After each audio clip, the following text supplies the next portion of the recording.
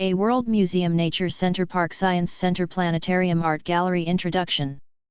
This guide is about museums, nature centers, parks, public science centers, planetariums, and art galleries worldwide where people go to learn something and be entertained. The focus is websites that list these types of places mostly in the US but in other countries too, particularly the United Kingdom and Canada. This is a museology, museum studies, school, career, and job book for people wanting to work at museums, parks, educational entertainment centers and art galleries worldwide. It's an education book for teachers and history art buffs interested in finding information on museums, nature centers, parks, science centers, and art galleries to explore. It's a career book for people in the educational entertainment sector of museums, parks, and science centers. There are museums, nature centers, parks, and art galleries in every city.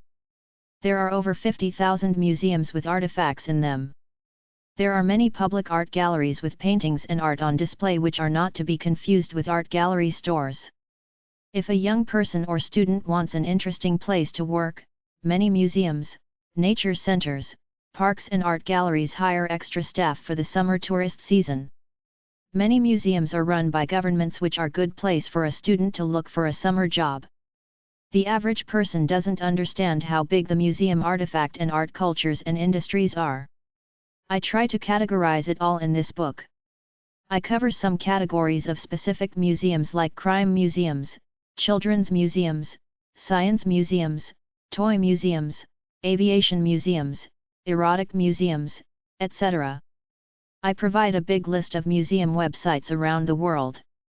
I provide straight lists of United States museum websites, 2 lists of United States museums without websites, and provide at least 2 easy websites where you can find United States museums state by state.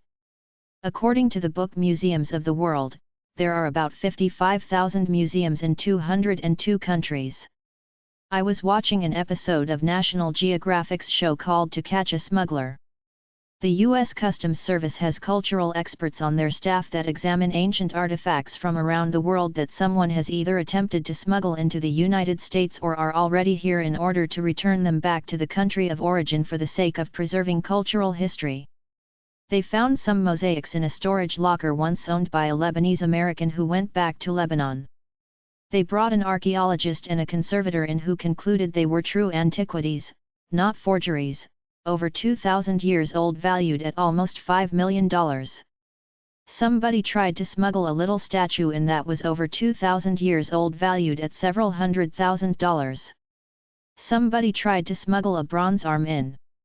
Another person tried to smuggle a wooden face in that was coated in gold that they said was from a sarcophagus of a mummy.